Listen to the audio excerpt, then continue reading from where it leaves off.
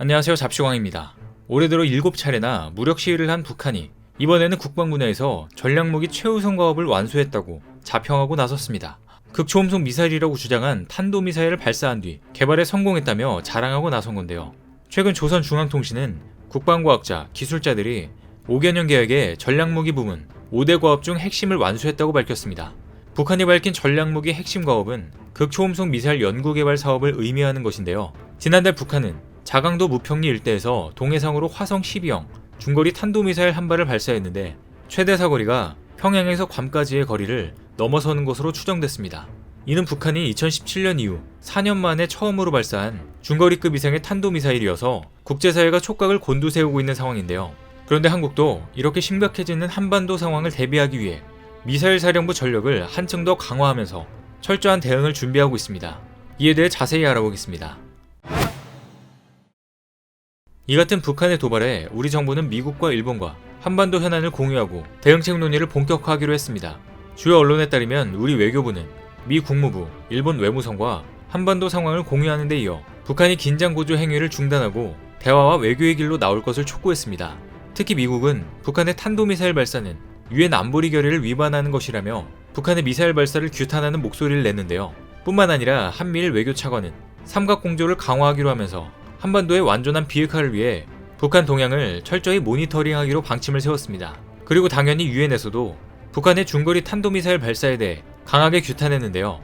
파르하나크 유엔 사무총장은 최근 북한의 행동은 명백한 유엔 안보리 결의안 위반이라며 2018년에 선언한 북한의 모라토리엄을 파기한 것이라고 비판했습니다. 또 하크 총장은 북한이 국제적인 항공, 해상 안전에 대한 고려를 다시 묵살하는 것은 굉장히 우려스럽다며 추가적인 비생산적인 활동을 그만두라고 북한에 강력히 요구했습니다. 유엔은 북한 문제에 대해 평화로운 외교적 해법을 모색하려고 했지만 북한의 계속되는 도발로 결국 손을 놓은 것 같은데요. 상황이 이러자 미국은 유엔의 안전보장이사회 긴급회의 소집을 다급히 요청했습니다. 지난 2일 북한의 탄도미사일 발사 문제를 협의하기 위한 안보리 회의가 열리면서 북한에 대한 심도 있는 논의가 이뤄졌습니다. 미국의 이번 회의 요청에는 영국과 프랑스가 동참하며 힘을 보탰는데요. 또 EU에서도 북한이 반복적으로 결의를 위반하고 있다며 지금보다 더 엄격한 제재 이행이 필요하다고 판단했습니다.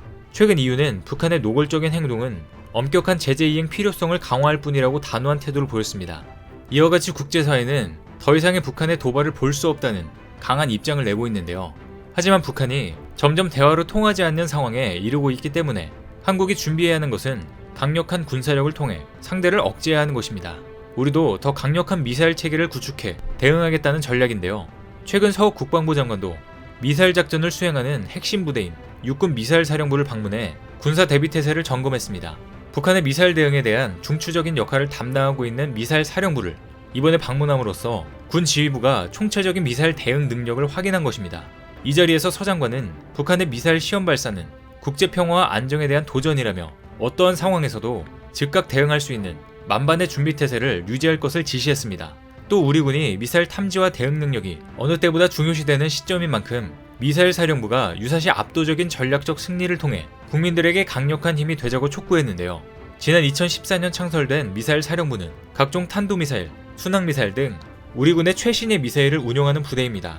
국방장관이 미사일 사령부를 공개 방문한 건 2016년 북한의 4차 핵실험을 계기로 찾은 이후 6년 만으로 굉장히 드문 일로 평가됩니다. 그동안 북한의 무력 시위에 대해 직접적인 평가나 반응을 자제했던 군 수뇌부가 미사일 사령 방문에 방어와 공격 능력을 점검한 건 대북 경고 메시지를 보낸 것으로 보이는데요. 여기에 더해 우리 군은 북한 미사일 위협에 대비하기 위해 육군 미사일 사령부를 미사일 전략사령부로 확대 개편하는 태세를 갖추고 있는 것으로 확인됐습니다. 미사일 전략사는 탄도미사일뿐만 아니라 F-35A 스텔스기, 3000톤급 잠수함 등 각 군의 대북 전략 자산을 통합 운용할 전략사령부의 전신으로 볼 수 있는데요. 정부 소식통에 따르면 우리 군은 최근 육군 미사일사 개편 TF를 만들어 오는 5월에 부대 개편을 준비하고 있는 것으로 알려졌습니다. 우리 군은 개편 직후 사령관은 기존 미사일 사령관인 소장급으로 유지하되 향후 예정된 8군단 등 부대 해체가 진행되면 사령관을 중장급으로 바꿀 계획이라고 전해졌습니다. 이에 따라 향후 기존 미사일사의 4단급 참모부 구성도 군단급으로 격상하고 해군과 공군의 미사일 전력을 연계 운용하는 등 조직도 확대할 방침인 것으로 전해졌습니다. 현재 우리 군은 탄도미사일 현무4에 이어 탄도 중량이 최대 8톤에 이르는 고위력 탄도미사일 개발을 사실상 마무리 지은 상태인데요. 궁극적으로는 결국 유사시 미사일 전략사가 6회 공군이 보유한 미사일은 물론 F-35A 스텔스기나 3000톤급 잠수함 등 미사일이 사용되는 각군의 모든 전략 자산을 통합 운용하는 방향으로 흘러가게 될 것으로 보입니다. 현재도 미사일 사령부 전력은 지상군 최상의 화력을 보유하고 있는 것으로 유명한데요.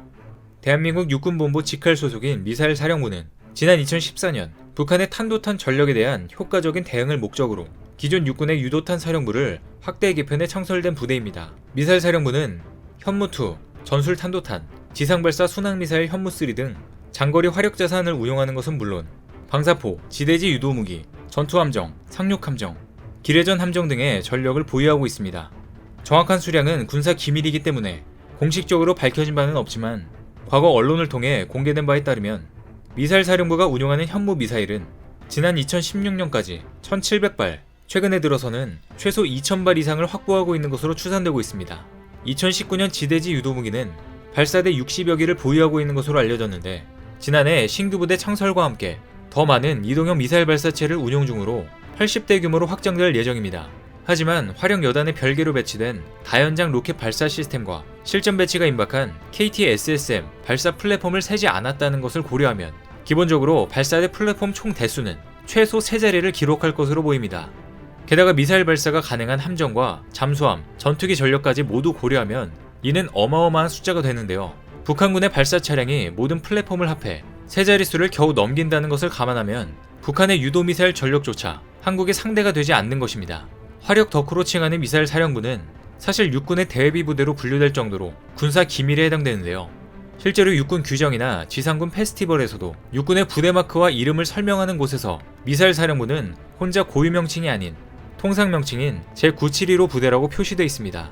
뿐만 아니라 우리 군의 대화력전 체계의 수행 본부 역할을 담당하고 있으며 현무 미사일의 사거리를 생각하면 북한을 비롯해 주변국과의 무력 분쟁에서도 아주 중요한 역할을 맡고 있습니다. 그리고 한국형 미사일 체계를 미사일 사령부에서 주도할 것으로 보이면서 미사일 사령부의 영향력과 공격력은 크게 강화될 것으로 전망됩니다. 실제로 이와 같은 일환으로 전략 사령부 창설 움직임이 계속되고 있는 건데요. 여기에 더해 우리 군은 극초음속 미사일 개발까지 이미 투트랙 전략을 취하면서 기존에 개발하던 HCM 방식과 최근 HGV 방식까지 모두 진행 중이라고 밝혔습니다. 현재 핵심 기술은 이미 내부적으로 다 개발된 상태로 알려지고 있는데요. 실제로 최근 국방과학기술 대제전에서 극초음속 미사일 모형이 공개되기도 했습니다.